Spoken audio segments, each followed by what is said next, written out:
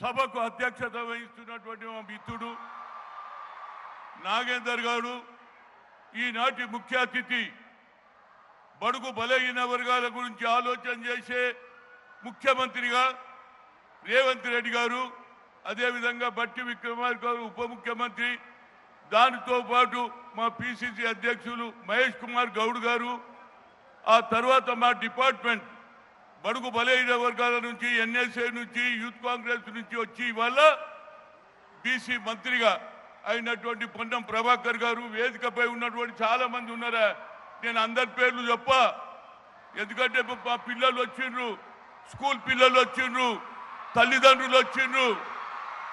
నా ఉద్దేశంలో ఏమిటంటే రావడంతో ఎవరికి రాని ఐడియా వచ్చిందా? గతంలో మీరు చూసిన ప్రగతి భవన్ లోపలికి ఎవడు పోయేటోడే లేడు.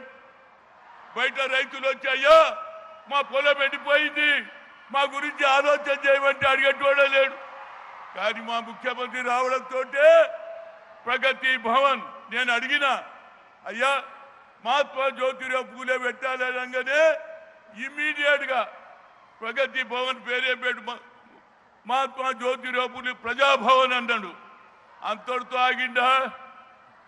ఇవాళ సావిత్రిబాయి పూలే ఆమె జనవరి 3న పుడితే ఆ రోజు, ఎందుకంటే ఆ రోజులలో చదువు లేదక్క, చదివేటోడు చెప్పేటోడు లేడు, పనులు కాసేటోడు ఎట్లు కోసేటోడే ఉండిరి. కానీ ఆనాడు జ్యోతిరావు పూలే ఆలోచన చేశాడు, ఏమిటి మనం కూడా మనుషులమే, ఈ అగ్రకులాలోళ్ళు మనం ఎందుకు తొక్కేస్తారు, మతాన్ని పెట్టుకొని దేశాన్ని విడగొడుతున్నారు. కనుక నాకు ఒక ఆలోచన వచ్చింది, చదువే భవిష్యత్ అన్నారు. ఆనాడు తనే కాకుండా సావిత్రిబాయి పూలేతో అదేవిధంగా స్కూల్ పెట్టిస్తే ఆ స్కూల్ కూడా పలగొట్టి నేను సినిమా చూసిన, బెంచ్లు తీసేసారు, కుర్చీలు తీసేసారు. ఆఖరుకు ఫాతిమా షేక్తో రోడ్డు మీద నడుస్తుంటే పెద్ద తీసుకొట్టినాడు. ఆయన ఎంత అన్యాయమో చెప్పు మీరు. కానీ మా ముఖ్యమంత్రి నేను అవాయిడ్ చేస్తున్నా. అంతేకాకుండా ఆ రోజులలో ఏదైతే మహాత్మా జ్యోతిరావు పూలే కమిషన్లో ఆనాడు ఉన్నటువంటి ఏదైతే ఆలోచన వచ్చిందో, హంటర్ కమిషన్లో ఒక ఆలోచన వచ్చింది. ఏదైతే మహాత్మా జ్యోతిరావు పూలే ఆలోచన చేశాడు చదవాలని స్కూల్ పెట్టిస్తే ప్రభుత్వం ఆనాడు ఉన్నటువంటి బ్రిటిష్ ప్రభుత్వం కూడా ఒప్పుకున్నది. అందుకుంటే మా చెల్లెళ్ళు అక్కడ చదువుతున్నారు. అంతేకాదు మహాత్మా జ్యోతి అరే నిలడా మాట్లాడని ఎప్పుడో ఛాన్స్ వస్తుంది మాకు ఏమంటే ముఖ్యమంత్రి గారు. ఎందుకు చెప్తున్నా అంటే ఇవాళ మా చిన్న పిల్లలకు ఇళ్ళ బాసన్లు వచ్చి స్కూల్ ఫీజు కట్టలేరు. ఇవాళ గురుకుల స్కూల్ కాకుండా ఇవాళ ఎడ్యుకేటెడ్ స్కూల్ కూడా పెడుతున్నారు. దాంతోపాటు నాది ఒకటే కోరిక, ముఖ్యమంత్రి గారు ఈ ప్రైవేట్ స్కూల్ తీసేయండి. ప్రైవేట్ అంటే ప్రైవేట్ స్కూల్ అనలేరా భయ్, ఏది గురుకుల స్కూల్ ప్రైవేట్ స్కూల్ ఉంటే మా ముఖ్యమంత్రి గారు స్పోర్ట్స్ సిటీ అంటున్నాడు. స్పోర్ట్స్ సిటీకి వెళ్ళి ఆడతారా? ఒకే రూమ్లో 10 మంది ఉంటే ఎట్లా ఆడతారు చెప్పు? దాని గురించి కూడా 5 ఎకరాలు చేయమని చెప్తున్నా. ముఖ్యమంత్రి గారు ఈ కార్యక్రమం నేను అంటాను, యావత్ భారతదేశంలో ఏ రాహుల్ గాంధీ అయితే కన్యాకుమారి నుంచి కశ్మీర్ వరకు నడిచిన తర్వాత కేవలం ఎస్సీ ఎస్టీలకే అన్యాయం కాదు, బీసీలకు కూడా అన్యాయం జరుగుతుందని we come to the power, will conduct caste wise census, జిత్నా హిస్సేదారి ఉత్తి భాగీదారి అన్నటువంటి ఇంతవరకు నేను వినలే, నేను చూడలే. మా గురించి ఎవరు పట్టించుకునేటోడే లేడు. కానీ ఆ కార్యక్రమం కూడా ముఖ్యమంత్రి కావడంతో ఏది ఎలక్షన్ కాకముందు ఒక ప్రామిస్ చేసిండు. కామారెడ్డిలో ఏమన్నాడు తెలుసా? నేను తప్పనిసరిగా 42% రిజర్వేషన్ ఇస్తాన్నాడు. దానితో పాటు ముఖ్యమంత్రి కావడంతో కులగన జరిపినోడు ఈ దేశంలో ఎవరు ఒకరు నితీష్ కుమార్ చేస్తే అది కూడా కోర్టు కొట్టేసింది. కనుక మా ముఖ్యమంత్రి గారు మీ పైన గురుతరమైన బాధ్యత ఉన్నది. ఈ దేశంలో మా ముఖ్యమంత్రి గారు ప్రధానమంత్రి కావాలి రాహుల్ గాంధీ అంటున్నాడు. అదేవిధంగా మాకు ఎవరు బట్టి విక్రమార్క అంటున్నాడు. కేవలం బీసీ కులగన జరుగుతుందే, బీసీలు ఎక్కువ సంఖ్యలో ఉన్నారు. ఇవాళ మాకు అన్యాయం జరుగుతున్నది.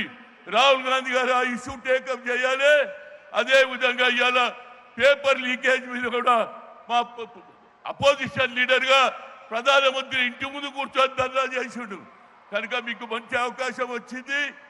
దీంతో పాటు అన్ని రాష్ట్రాలలో మొదలు పెడితే నేను ఇప్పుడే చెప్పిన ఏది జ్యోతిరావు పూలే సావిత్రిబాయి ఏది స్టాచ్యూ ముందు చెప్పిన అయ్యా ఈ ఆలోచన అన్ని రాష్ట్రాలలో కలుగుతుంది. అది కర్ణాటక కావచ్చు, అది కాదు తమిళనాడులో కావచ్చు, అది కేరళలో కావచ్చు.